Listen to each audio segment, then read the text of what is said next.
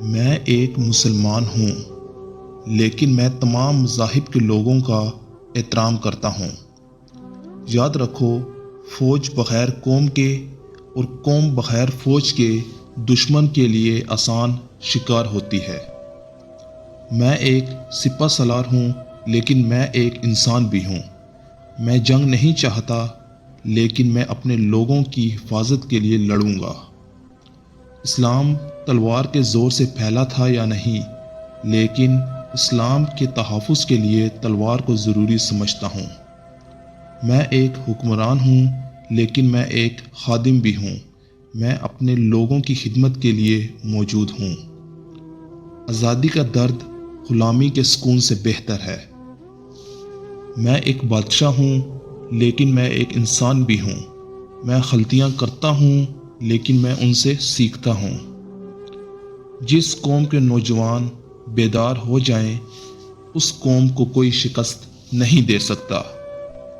شیر کو کوئی فرق نہیں پڑتا کہ ایک گیدڑ کیا سوچتا ہے۔ زندگی ضرورت کے مطابق گزارو، خواہش کے مطابق نہیں۔ قوم کا ہر فرد اپنی جگہ بادشاہ ہوتا ہے۔ کسی بھی شخص کو قومی وقار سے محروم نہ کرو۔ میں ایک جنگجو ہوں، لیکن میں ایک صلح پسند بھی ہوں۔ میں امن کے لیے لڑوں گا، لیکن میں جنگ سے نہیں ڈرتا۔ اچھا مسلمان وہ ہے جو دوسروں کے ساتھ اچھا سلوک کرتا ہے، چاہے وہ کسی بھی مذہب یا قومیت کا ہو۔ جس قوم کے شاعر بھی وظیفہ خور ہوں، اس قوم کے لیے ذلت و رسوائی ہے۔ حکمران جب اپنی جان کی حفاظت کو ترجیح دینے لگیں تو وہ ملک و قوم کی آبرو کی حفاظت کے کاہل نہیں رہتے۔ اگر کسی قوم کو بغیر جنگ کے شکست دینی ہو تو اس کے نوجوانوں میں فحاشی پھیلا دو۔ ایک اچھا حکمران وہ ہے جو اپنے لوگوں کی خدمت کرتا ہے اور ان کی ضروریات کو پورا کرتا ہے۔ دشمن سے پہلے غدار کو قتل کرنا ضروری ہے۔ ایک اچھا سپہ سالار وہ ہے جو اپنے سپاہیوں کی حفاظت کرتا ہے اور انہیں فتح کی طرف لے جاتا ہے۔ دو قسم کی لعنتوں سے بچو، مایوسی اور ذہنی عیاشی۔ انسان پہلے مایوس ہوتا ہے، پھر ذہنی عیاشی کے ذریعے رائے فرار اختیار کرتا ہے۔ زندگی ایک بہترین دوست کے بغیر تنہا ہے۔ ایک اچھا بادشاہ وہ ہے جو اپنے ملک کو امن اور خوشحالی میں لے جاتا ہے۔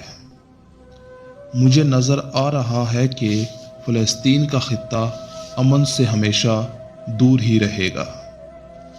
مسلمان کی تلوار پر جب عورت کا سایہ پڑ جاتا ہے تو یہ لوہے کا بیکار ٹکڑا بن کر رہ جاتی ہے۔ اسلام کا سر بلند دیکھنا چاہتے ہو تو دوست اور دشمن کی پہچان کرنا سیکھو۔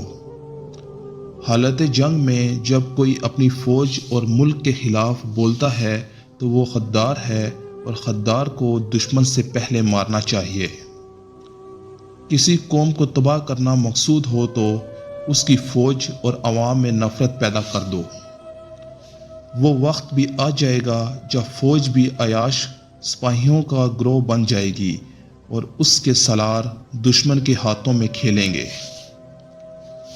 جب مسجد اقصی صلیبیوں کے ہاتھوں میں ہے تو میں کس طرح مسکرا سکتا ہوں، اور کھانا اور پینا کا ذائقہ مجھے کس طرح اچھا لگ سکتا ہے۔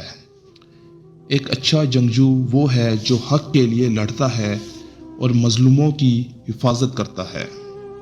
سلطان صلاح الدین ایوبی ایک عظیم شخصیت تھے، اور ان کے اقوال آج بھی ہمارے لیے رہنمائی کا ذریعہ ہیں۔